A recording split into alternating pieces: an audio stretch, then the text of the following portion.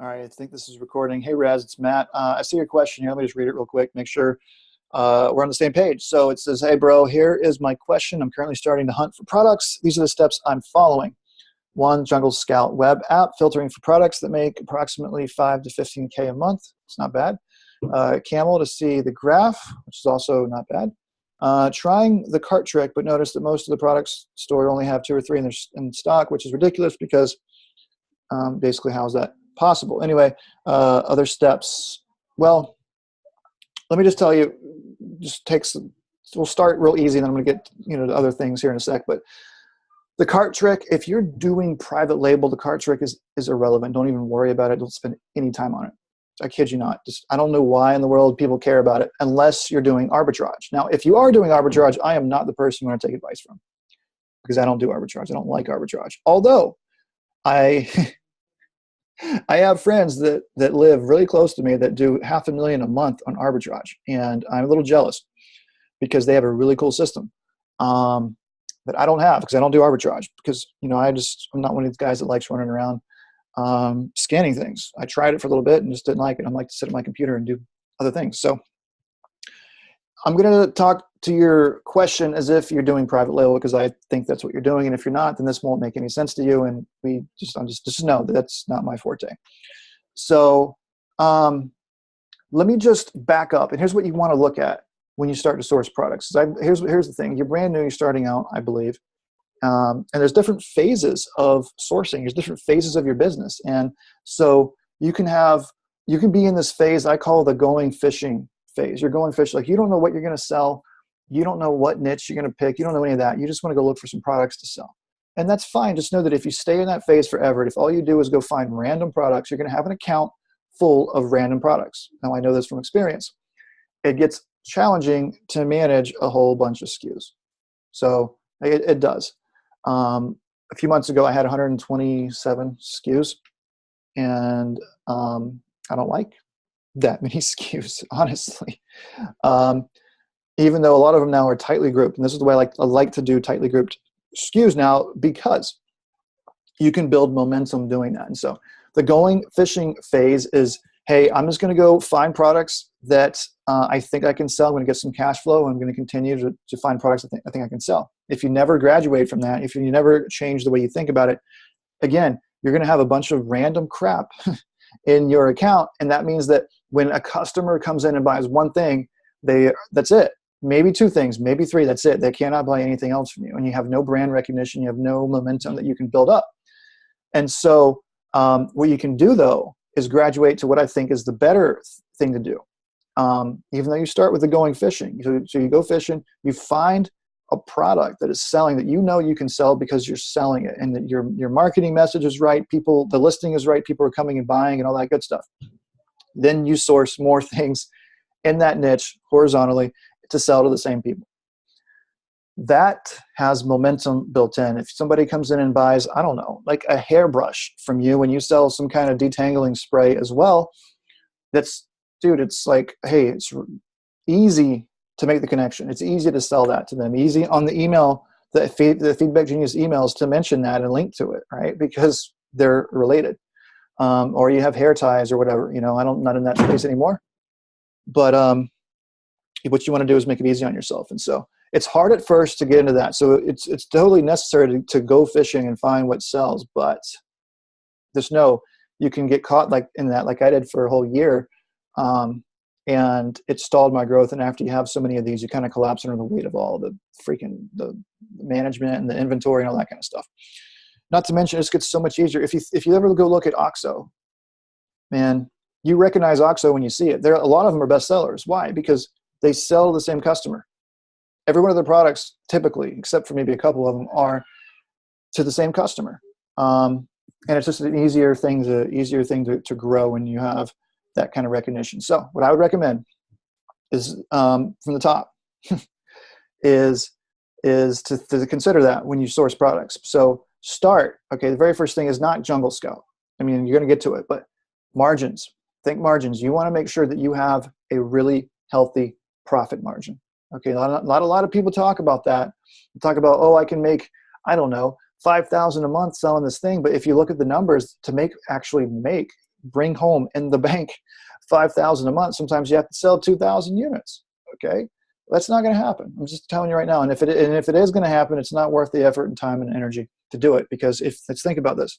It takes the same amount of effort and time and energy to source a product that'll make you $300,000 in a year versus one that's not going to make you anything. And so if you can be very, very choosy when it comes to product, you can pass up all these opportunities until you find the right one, and put your effort into that and give yourself a better chance at making more money with the same amount of energy and avoiding the duds, because you always have them. You can't avoid them completely, because, just because someone else can sell a product doesn't mean you can. I know it sounds stupid, but even me, and I'm a fairly advanced seller, there are some products that I think that are going to sell like crazy, and they don't. And I have to do a lot of work to get them to where I feel like they should be.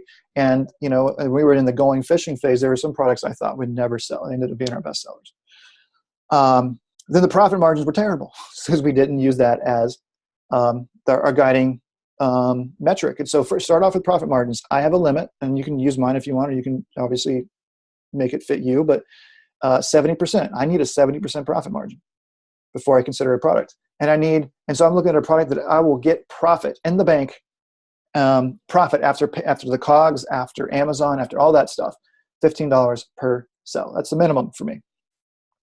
You might have different standards because you don't necessarily, you just want to get cash flow, and that's fine.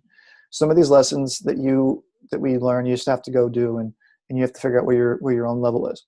So those are the two metrics that you have to figure out what your ceiling is, and then stick to it. Use it as a filter. Don't listen to everybody else. This is your cash, and it's your cash flow. Because once you order a product, your cash flow is tied up. Or once you order a few products, after you start running and your business is going, you have to reorder some units after some stock after it gets depleted. And you have to look, is it worth it? Could I be spending my money better by getting another product? I'm always looking at that now because I've spent so much good money going after bad products, even reordering, just because they were selling. But looking at the numbers, I was getting $2 a unit when it was done. I started off getting $5 a unit, but after a while, the competition and the price came down and everything, and it wasn't worth it.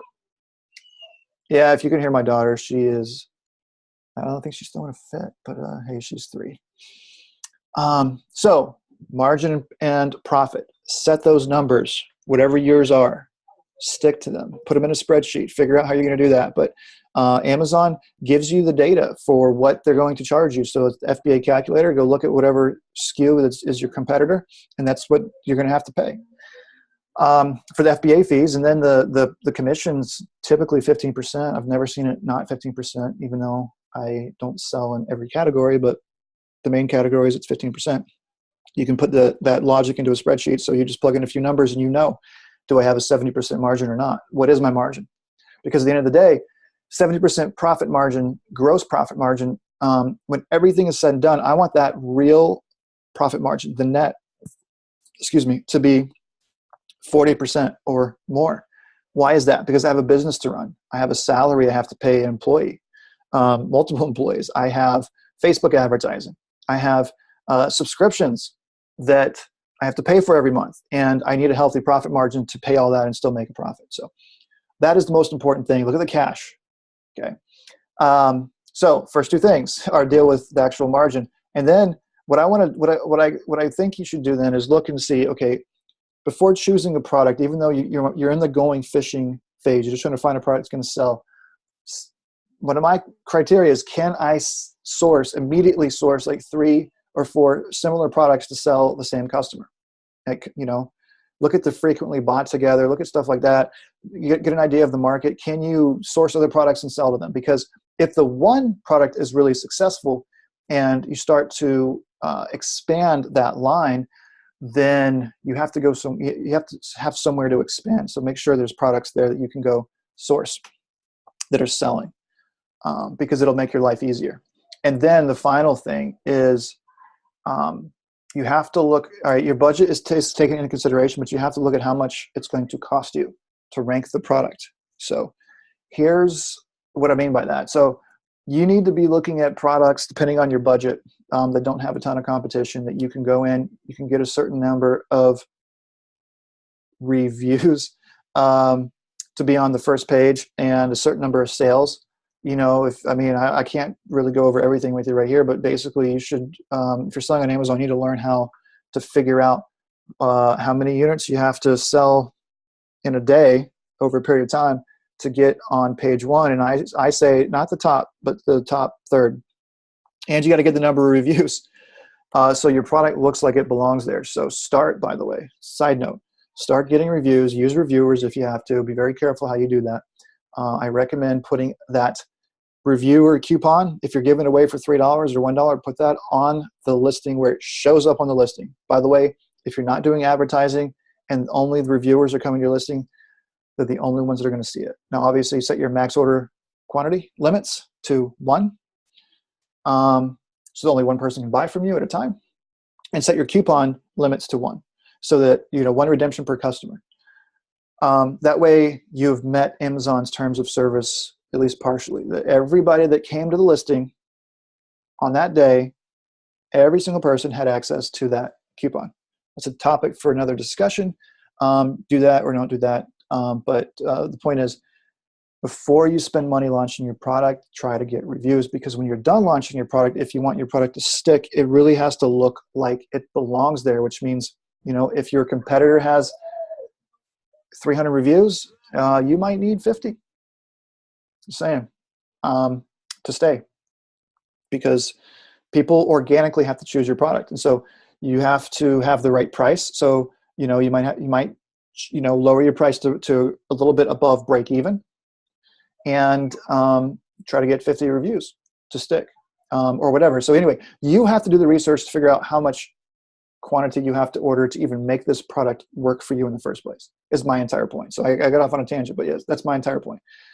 Just because you can order 300 units MOQ of a product doesn't mean that that is the right thing to do, because if it's going to require you to, move 300 units in a 10 to 12 day period, or whatever the window is now, I do things a little bit differently, but say it's a 7 to 12 day window and you got to move 300 units, you don't have any left over.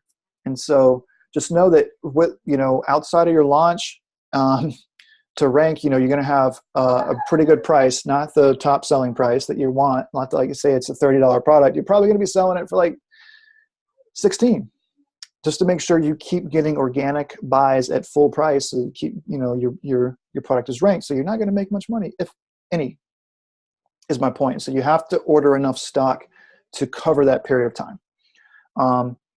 Because if you don't, then what you've done is just wasted all your time and effort and energy and didn't order enough stock, and you're not going to rank. And if you don't rank, you just wasted all that time, right? Because you didn't get your money back.